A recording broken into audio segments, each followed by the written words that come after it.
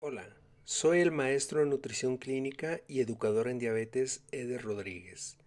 A continuación voy a hablarte acerca de una alternativa novedosa, un tanto simple, pero bastante potente que te permitirá que las personas que viven con diabetes tipo 2 y que sobre todo no hayan alcanzado un control satisfactorio de las glucosas, que de pronto comen y el control postprandial no ha sido el más adecuado, pues bueno, te invito para que de alguna manera pongas particular atención debido a que esto te interesa si tienes este tipo de consultantes. Bien, comenzamos, número uno, hablando acerca de los nutrimentos y la glucosa, que es un tema pues del cual de pronto hablo mucho porque me gusta y sobre todo enfatizo en la importancia de este tópico. ¿Por qué razón? Sabemos ya que los hidratos de carbono son el macronutrimento más abundante en la alimentación humana y que una dieta equilibrada contempla que consumimos a partir de 50 hasta un 65% del porcentaje de las calorías diarias. Y normalmente cuando pensamos en nutrimentos que afectan la glucosa, evidentemente todo mundo volteamos a ver a los hidratos de carbono. Y sí, son el macronutrimento que más rápido eleva el nivel de glucosa postprandial. Sin embargo, sorprenderá probablemente saber que de las proteínas, el 50% se convierte en glucosa en un periodo que va de 2 a 5 horas después de que las comemos, y los lípidos, que entre un 10 y un 20% llegan a impactar la glucosa, aunque en menor medida, y el tiempo en el cual pueden hacerlo es bastante más largo. Es bien sabido ya por todos que los hidratos de carbono, particularmente la glucosa, incrementan y el impacto máximo se ve durante las primeras 2 horas posteriores a su ingestión. Esto pues de alguna manera es incluso utilizado cuando hacemos una curva de tolerancia a la glucosa. Uno de los momentos críticos son los 120 minutos o 2 horas. Ahora, ¿cómo se determinó esto? Resulta que en estudios que hicieron con personas con diabetes tipo 1, se dieron cuenta que cuando consumían grasas, estas disminuyen el aumento de glucosa entre 2 y 3 horas después de su ingestión, pero que después de las 3 horas, mientras que la glucosa les empieza a bajar debido a la insulina rápida que se aplicaron, considerando los carbohidratos, entonces comenzaba a incrementarse el nivel de glucosa después de 3 horas.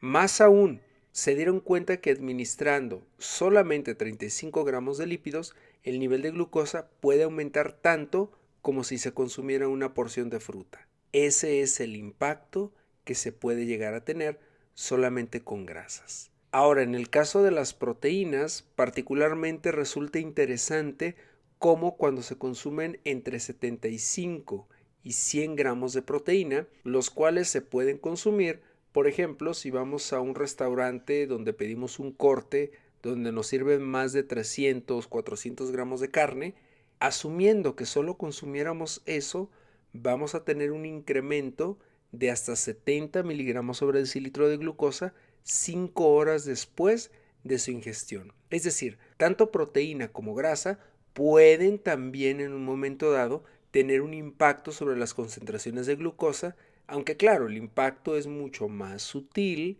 y es un impacto tardío, no es un impacto rápido como en el caso de los hidratos de carbono. Bien, antes de entrar de lleno con el tema y hablando de elevación de la glucosa, voy a hablarte de un concepto llamado índice glucémico. Este fue propuesto por el profesor David Jenkins de las universidades de Oxford y Toronto en 1981. ¿Qué es el índice glucémico? Básicamente es la rapidez con la cual 50 gramos de hidratos de carbono disponibles en un alimento incrementan la concentración de glucosa plasmática comparado contra qué? Contra la misma glucosa. Es decir, para determinar el índice glucémico de un alimento, primero se hace una curva de tolerancia a la glucosa y se promedia la elevación que se obtiene en los sujetos participantes, y a este valor más alto se le va a dar el valor de 100, que sería el 100%. Mientras que si se compara otro alimento, por ejemplo, en este caso el garbanzo cocido, comparado con la glucosa, incrementa 33% las concentraciones de glucosa plasmático comparado con la misma glucosa. De ahí que el índice glucémico para el garbanzo cocido es de 33 y evidentemente para cada hidrato de carbono el índice glucémico ha de variar. Un punto importante es que el índice glucémico se determina de forma experimental.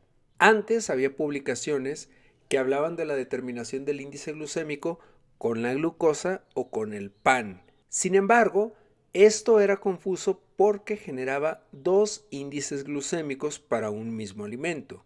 Por ejemplo, la piña incrementa 59% la glucosa comparada con la glucosa misma, pero eleva más de 80% comparado con el pan. El plátano, que es de bajo índice glucémico comparado con la glucosa, es de alto índice glucémico comparado con el pan. ¿Esto qué generaba? Generaba que hubiera índices glucémicos diferentes para cada alimento, por lo tanto, a últimas fechas se ha decidido descartar el pan y utilizar solo la glucosa como un punto de referencia para realizar la curva de tolerancia a la glucosa oral. Bien, tenemos que el índice glucémico, que hace referencia a la rapidez con la que un alimento incrementa la concentración de glucosa, entonces hablamos de los alimentos cuyo índice glucémico es igual o mayor a 70, serían alimentos considerados de índice glucémico alto porque son semejantes a la glucosa para elevar el nivel de glucosa en sangre. Mientras que aquellos que están por abajo de 55 se considera que elevan la glucosa de manera lenta. Por otro lado, los alimentos que están entre 56 y 69 los llamamos alimentos de índice glucémico moderado. Bien, el índice glucémico se puede modificar de manera externa. A continuación vamos a hablar de algunos factores que lo pueden modificar. Número 1, la preparación del alimento. El índice glucémico de una fruta, cuando ésta es deshidratada, tiende a incrementarse. Por otro lado, si ponemos la fruta en conserva y utilizamos agua y azúcar, pues definitivamente va a aumentar el índice glucémico. ¿Qué decir al momento de cocinar y preparar una mermelada, una compota, en la cual además del calor que hidroliza los enlaces alfa 1,4, adicionalmente se suele agregar azúcar? Esto incrementa aún más el índice glucémico de los alimentos. Por otro lado, en el caso de las frutas, el tipo de fruta y la madurez de la fruta cambia el índice glucémico. Por ejemplo, un plátano que está en su término medio va a tener un índice glucémico de 52. Pero, ¿qué es lo que pasa cuando se pasa del término de maduración? Pues que evidentemente este índice glucémico va a ser más elevado. Por otro lado, aunque el plátano verde tiene un índice glucémico menor que el plátano cuando está en su punto, no es recomendable porque pudiera generar por ahí alteraciones digestivas. Por otro lado, entre las manzanas, la manzana verde hay que recordar que tiene un pH ligeramente más ácido. Y resulta que nuestra alfa-glucosidasa, que es la enzima que rompe los enlaces alfa 1,4, requiere un pH alcalino. Por lo tanto, resulta que un alimento cuyo pH tiende a ser más ácido retrasa la acción de la alfa-glucosidasa. Bien, este es un punto muy importante con las pastas. Resulta que lo ideal para preparar las pastas es prepararlas o ponerlas en el agua cuando ésta ya está hirviendo. Dejar 5 minutos y posteriormente colocar el agua en hielo o sobre agua fría para disminuir la hidrólisis de los hidratos de carbono. ¿Qué es lo que pasa? Muchas veces por comodidad, desde que encendemos la estufa, ahora le va de una vez la pasta para no estar vigilando en qué momento hierve el agua y entonces agregarla.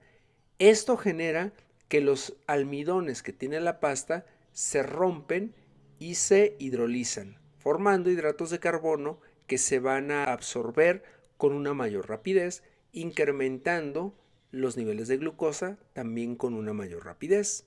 Por otro lado, y bueno, esto ya lo comentaba brevemente con la fruta, cuando el pH se vuelve ácido, la capacidad de la enzima alfa-glucosidasa para absorber rápidamente un hidrato de carbono está reducida, por lo tanto, acidificar el pH puede ayudar para disminuir ligeramente el índice glucémico de algunos alimentos.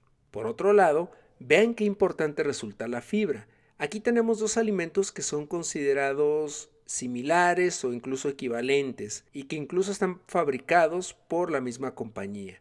Tenemos que el que está a la izquierda tiene un contenido de fibra elevado y el que está a la derecha tiene un contenido de fibra bajo. ¿Cuál es la diferencia? Pues que bueno, el que tiene el contenido de fibra bajo duplica el índice glucémico de aquel que tiene un contenido elevado. En el caso de las grasas y las proteínas, comentaba que estas tienen un impacto mucho más sutil sobre los niveles de glucosa postprandiales. Por lo tanto, cuando comemos un hidrato de carbono, si lo comemos al mismo tiempo que la proteína y que la grasa, estas tienden a reducir la rapidez con la que un hidrato de carbono incrementa las concentraciones de glucosa plasmáticas, es decir, reduce su índice glucémico.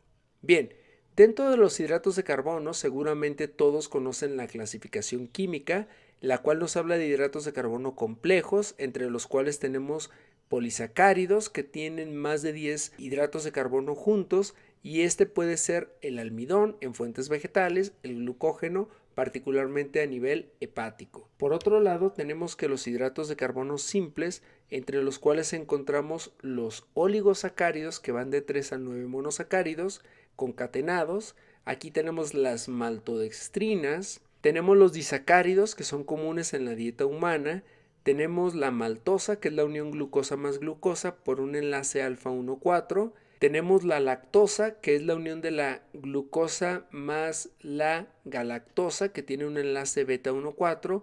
Y el más común de todos es la sacarosa o azúcar de mesa, también conocida como precisamente azúcar. Y esta está formada por la unión de glucosa más fructosa a partir de un enlace alfa 1,4. El único carbohidrato que se puede absorber es aquel que está en forma de monosacárido, es decir, que es un solo hidrato de carbono. Para ello, la alfa-glucosidasa es la enzima que romperá los enlaces, excepto en el caso de la lactasa, que tiene un enlace beta 1,4 y requiere una enzima especial llamada lactasa. Bien, dentro de los hidratos de carbono simples tenemos que los disacáridos, ya lo comentaba. La maltosa es la unión de glucosa más glucosa, esta la encontramos en la miel. La sacarosa es el azúcar de mesa y tiene 50% glucosa y 50% fructosa, mientras que la lactosa es la unión galactosa-glucosa con un enlace beta 1,4. La alfa-glucosidasa, no lo puede romper. Ahora, el índice glucémico fue muy polémico desde su inicio. La razón es la siguiente: de estos tres hidratos de carbono, ¿cuáles son simples y cuáles son complejos? Piénsalo un momento.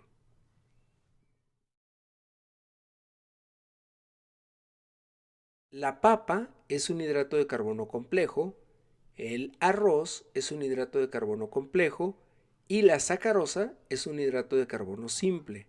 Ahora, teniendo eso en cuenta, sería lo más común asumir que el que eleva la glucosa más rápido, es decir, el que tiene el índice glucémico más elevado, sería la sacarosa. ¿Qué nos encontramos del índice glucémico de estos tres alimentos? Encontramos que la sacarosa, que es el hidrato de carbono simple, tiene el índice glucémico más bajo. No por esto quiere decir que sea preferible comer azúcar a comer arroz o a comer papa. Simplemente recuerden que la sacarosa es mitad fructosa y esta tiene un impacto mínimo sobre la concentración de glucosa postprandial. A continuación, veremos la comparación de algunos índices glucémicos en frutas. El dato que viene junto al nombre de la fruta es el índice glucémico. El que aparece en la parte inferior, CG, hace referencia a la carga glucémica. También es importante enfatizar que las frutas es considerando su término de madurez óptimo. Es decir, que no estén verdes, pero que tampoco estén en un estado de maduración excesivo, porque esto cambia el índice glucémico de la fruta. Nótese cómo el mango y el plátano, que son alimentos que tradicionalmente los médicos les prohibían comer a las personas con diabetes debido a que tiene mucha glucosa o te eleva rápidamente la glucosa, el índice glucémico puso de manifiesto que no es así, habiendo alimentos cuyo índice glucémico es aún mayor. Ahora, comparado otras frutas, vean, todas las que están en esta diapositiva son frutas de bajo índice glucémico y de una carga glucémica también baja. El índice glucémico, no deben olvidar que es la rapidez con la que el hidrato de carbono aumenta la concentración de glucosa plasmática. La carga glucémica tiene que ver con la cantidad que se van a comer. Esta carga glucémica es considerando una porción de fruta. Mientras que el índice glucémico es un número que se obtiene de forma experimental y este no se altera por la cantidad, la carga glucémica se puede duplicar, triplicar o cuadruplicar según sea la cantidad de hidratos de carbono que uno consume. Por ejemplo, la porción para la manzana roja es de una pieza. La carga glucémica para una pieza de manzana es de 5.6. Pero ¿qué pasa si decido comerme 2 manzanas porque es de bajo índice glucémico? Que la carga glucémica, en lugar de ser 5.6, va a ser entonces de 11.2 porque me estoy comiendo 2 manzanas. Y la carga glucémica es importante porque esta nos habla del impacto final sobre la glucosa que nos da este carbohidrato en particular. Vean entre las verduras cómo cambia en el caso de la zanahoria cocida versus la zanahoria cruda. Obviamente la zanahoria cruda tiene un índice glucémico que casi se queda por mitad de la zanahoria cocida y una carga glucémica baja. Las acelgas cocidas también son una verdura que tiene una carga glucémica baja y un índice glucémico moderado. El resto, las habas, chícharos, zanahoria y ejotes tienen un índice glucémico bajo. ¿Qué ocurre con las leguminosas? Algo parecido. Todas las leguminosas son cocidas, quiero enfatizar en ello. Las leguminosas tienen un índice glucémico bajo, pero una carga glucémica, en el caso de los frijoles, que está dentro de lo que se considera bajo, pero cerca del límite hacia moderado. La carga glucémica por abajo de 10 se considera una carga glucémica baja, pero la carga glucémica, recuerden que se modifica por la cantidad. A mayor cantidad, mayor carga glucémica, es decir, mayor elevación final de las concentraciones de glucosa. Mientras que el índice glucémico no cambia, porque el índice glucémico, no lo olvidemos, es la rapidez para elevar la concentración de glucosa postprandial. Todos estos cereales, nótese que tienen carga glucémica alta y tienen un índice glucémico alto. Por lo tanto, estos cereales probablemente sean menos recomendables para no solo personas que viven con diabetes, incluso en personas que tienen prediabetes e incluso más allá de eso, personas sanas que no tienen una alteración real en la secreción de insulina o en los niveles de glucosa, valdría la pena evitar este tipo de alimentos porque en el mediano o largo plazo pudieran generar hiperinsulinemia y esta a su vez conducirlos a desarrollar en el largo plazo hiperglucemia. Nótese, insisto, que todos son de alto índice y alta carga glucémica. En estos cereales nos encontramos que solamente la avena instantánea tiene un índice glucémico alto, encontrándose, por ejemplo, alimentos tales como las palomitas o tales como la tortilla de maíz con un índice glucémico bajo. Incluso el camote, cuando no es enmielado, tiene un índice glucémico bajo. La avena cocida es de bajo índice glucémico, ojo con ello. Ya aquí de alguna manera estamos viendo alimentos cuyo índice glucémico resulta más bajo. Y finalmente, entre los cereales, vean cómo algunas pastas, incluso el pastel de chocolate, tiene un índice glucémico más bajo comparado con otros productos. Esto, y en el caso de las pastas, se debe a que tienen un contenido un poquito mayor de grasa. Y recuerden que la grasa reduce la rapidez con la que un hidrato de carbono eleva el nivel de glucosa plasmática.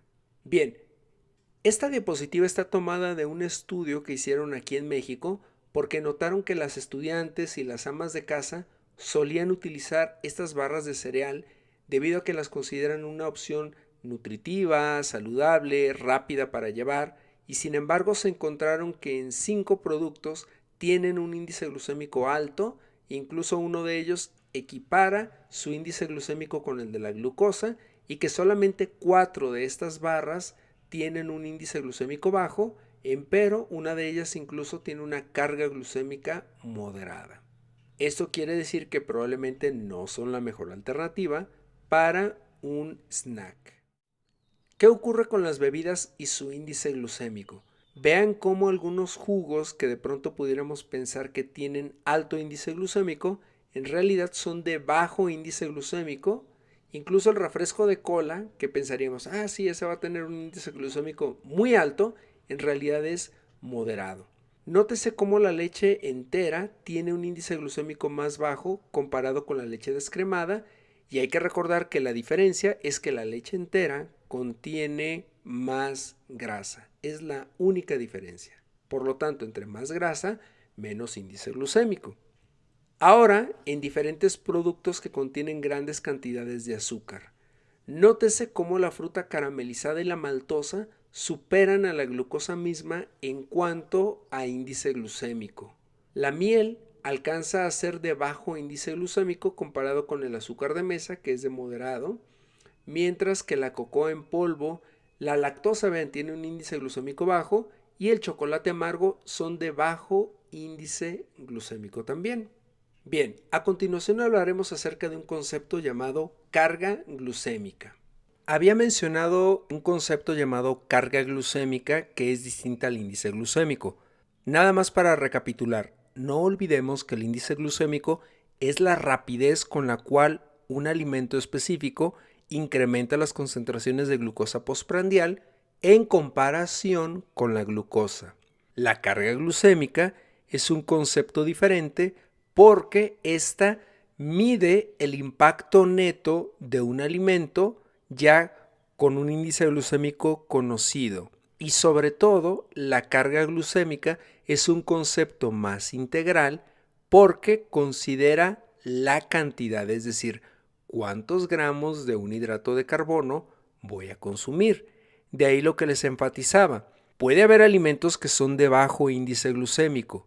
Sin embargo, si no cuidamos la cantidad de gramos que vamos a consumir, es decir, de este alimento voy a consumir la cantidad de gramos que yo quiera porque es de bajo índice glucémico y entonces no me va a incrementar tanto la glucosa.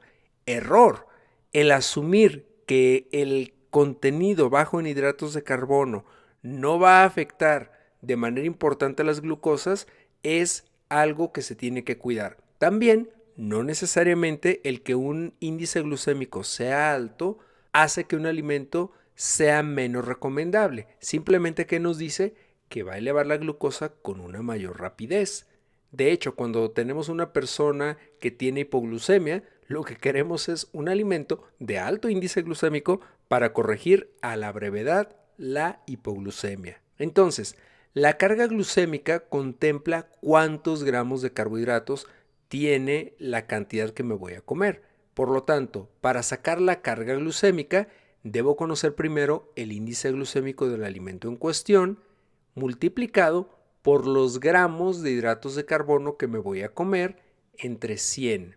De tal manera que la carga glucémica, a diferencia del índice glucémico, sí se puede acumular. Es decir, si un alimento tiene una carga glucémica de 8.8 como las leguminosas, y entonces digo, me voy a comer 2 porciones, al cabo el índice glucémico es bajo. ¿Qué va a pasar ahí? Que la carga glucémica de 8.8 va a aumentar hasta 17.6. Entonces ya la carga glucémica se convierte en una carga glucémica moderada. Si por el contrario digo, me voy a comer 3 porciones de frijoles, ¿qué va a pasar entonces? Que la carga glucémica va a ser entonces de aproximadamente 25, es decir, ya la carga glucémica es alta. Si bien la velocidad con la que me va a elevar la glucosa es baja, la cantidad de carbohidratos que estoy comiendo es alta y por lo tanto el impacto final sobre las concentraciones de glucosa plasmática evidentemente será mayor. Esta es ahora sí la propuesta que te vengo a platicar para las personas, sobre todo que tienen diabetes tipo 2, y enfatizando que no estén utilizando insulina de acción rápida y que no tengan una dosis elevada de sulfonilureas, es decir, glibenclamida, gliburida, glipizida, glibenclamida, glimepirida. Bueno, esta la vamos a revisar. Bien, ahora te voy a hablar de la propuesta de esta presentación, que es la modificación en el orden de los alimentos y el control glucémico postprandial. Esta herramienta resulta muy útil particularmente en personas con diabetes tipo 2 que no tienen insulina de acción rápida o que no están utilizando una dosis elevada de sulfonilureas, tales como la glibenclamida, glimepirida, gliburida y glipizida, las cuales por su potencia descienden rápidamente los niveles de glucosa postprandial y entonces pudiéramos caer en riesgo de hipoglucemia. Pero si tienes una persona que tiene diabetes tipo 2 que acude a tu consulta y está utilizando metformina, probablemente combinada incluso con inhibidores de PP4, con inhibidores de los receptores SGLT2, que están utilizando un agonista del receptor del GLP1, inhibidores de la glucosidasa alfa, tiazolidinedionas o alguna otra terapia que no sea insulina de acción rápida o dosis tope de sulfonilurea, es candidato para esta modificación. Sobre todo si notas que la glucosa postprandial tiende a elevarse por arriba de los 200 miligramos sobre decilitro, es decir, se sale completamente de los parámetros que quisiéramos. Hay que recordar que en la glucosa postprandial buscamos idealmente que no exceda 140 miligramos sobre decilitro 2 horas después de un alimento. Entonces, ¿en qué consiste esta propuesta? Es relativamente simple. Básicamente, manipular el orden de los alimentos, ¿sí?, consumiendo primero de manera exclusiva las proteínas y los lípidos. Esperar un periodo de entre 10 y 15 minutos después para entonces sí consumir los hidratos de carbono. ¿Por qué 10 a 15 minutos? Porque recuerden que la proteína y la grasa liberan colecistoquinina, las cuales retrasan el vaciamiento gástrico, también tienen que ver con la percepción y la señalización del saciamiento y el periodo de saciedad después de una comida. Por eso es muy importante. Probablemente si lo dejan un periodo más corto, ejemplo 5 minutos, pudiera también no verse un efecto terapéutico sobre la glucosa postprandial. Y las publicaciones que se han hecho al respecto nos hablan de este periodo que va de 10 a 15 minutos. Es decir, si van a consumir un alimento, tendrían que separar el alimento y comerse primero de manera exclusiva grasa y proteína y 10 minutos después los hidratos de carbono. Es un poco difícil, la verdad es que hay preparaciones de alimento pues que es un poco complicado. De hecho, sí me han preguntado, oye, si me quiero comer una torta ahogada, por ejemplo, acá en Guadalajara, si dicen un pozole, por ejemplo, que es algo un poquito más regional.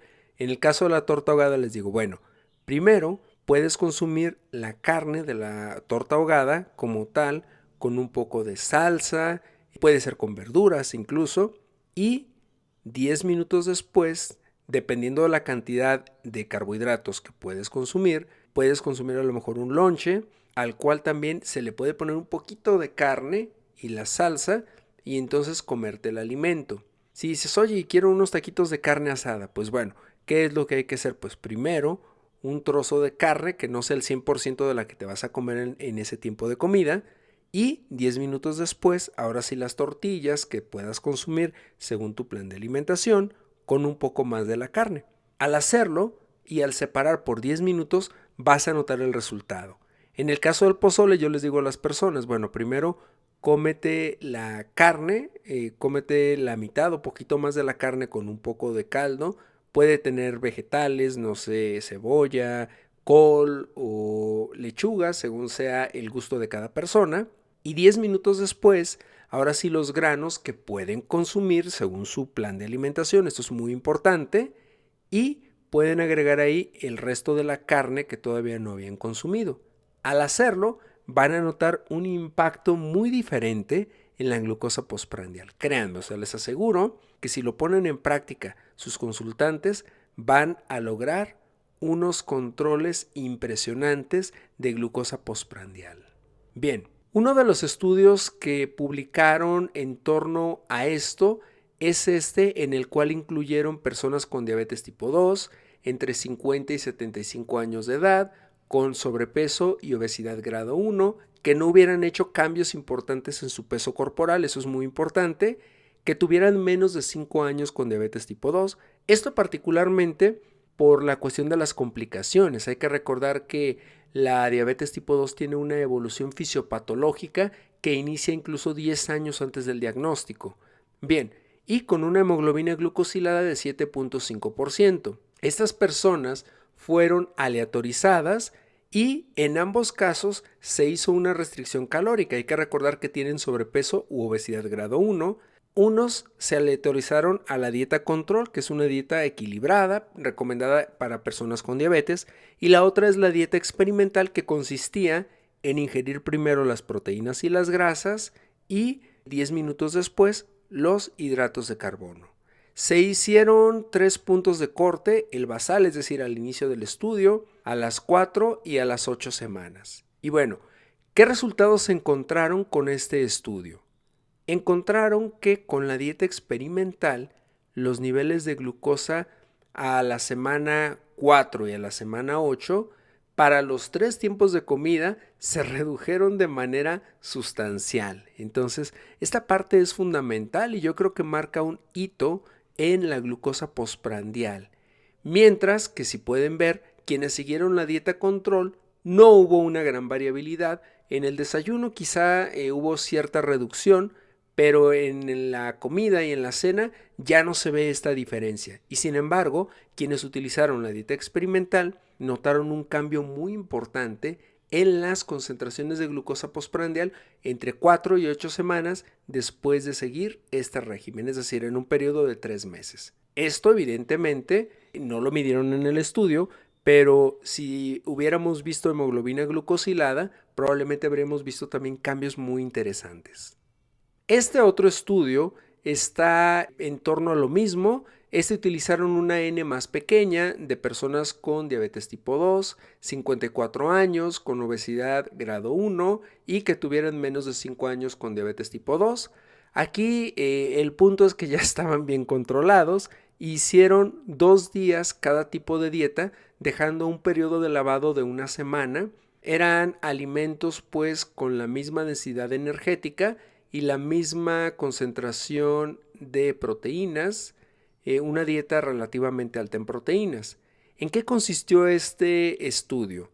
Vean, en la dieta 1 les dieron primero el pan y el jugo y 15 minutos después les dieron proteína, que era básicamente pollo con vinagreta y brócoli con mantequilla. En la dieta 2, la única modificación fue que primero se comían el pollo con vegetales y vinagreta y el brócoli y la mantequilla y 15 minutos después jugo y pan. ¿Qué fue lo que encontraron de este estudio? Encontraron que las concentraciones glucémicas e insulinémicas eran muy similares al inicio, es decir, en el minuto 0. Pero ¿qué ocurre con la glucosa a los 30 minutos? Ya hay un cambio importante entre las personas que consumen primero los carbohidratos y los carbohidratos al final. ¿Qué ocurre a la hora? Vean, aquí ya hay un impacto muy importante e incluso todavía a las 2 horas sigue habiendo diferencia. Pero lo más espectacular ocurrió en algo que normalmente no se mide, que es la insulina. Vean qué ocurre, por ejemplo, a la hora. A la hora, la secreción de insulina entre las personas que consumieron los carbohidratos de último es por mitad de quienes comieron primero los carbohidratos. Y a las 2 horas encontramos que sigue siendo casi la mitad de producción de insulina sobre el nivel de glucosa y de insulina postprandial.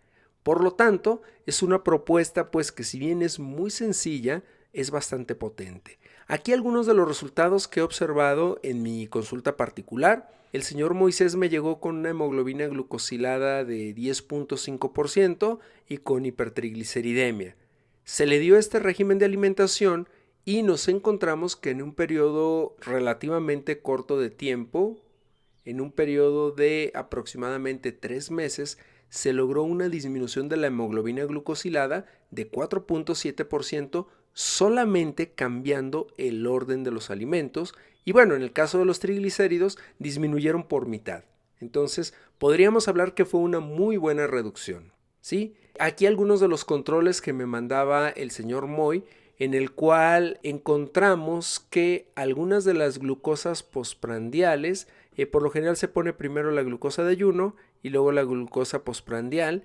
Vean cómo de pronto en algunas fechas se salió de los 140, pero en otras, incluso la postprandial llegó a ser más baja o llegó a ser igual que la glucosa de ayuno, o no había mucha diferencia con la glucosa de ayuno. Vean aquí 110, 98, 110 de postprandial, bastante bueno, ¿sí? En realidad hubo un muy buen control. En este caso particularmente se encontró técnicamente que no varió la glucosa postprandial con la glucosa en ayuno. Entonces aquí tenemos una propuesta pues que puede ser muy potente en el control. Como conclusión, te puedo comentar que la manipulación en el orden de los alimentos es una herramienta simple que puede contribuir de manera importante a reducir los niveles de hiperglucemia e hiperinsulinemia postprandial, así como tener un impacto súper importante sobre los niveles de lípidos, siendo particularmente útil en el tratamiento de personas que padecen sobrepeso, obesidad o que viven con diabetes. Bien, por mi parte es todo. Creo que es un tema relativamente sencillo. Sin embargo, si tuvieras comentarios o dudas, estoy a tus órdenes. A través también de la plataforma puedes mandarle tus dudas al administrador, que con todo gusto me las hará llegar. Y bueno, estoy en la mejor disposición de contestarlas. De antemano, muchísimas gracias y ahora sí que a practicar lo aprendido y mucho éxito con tus consultantes.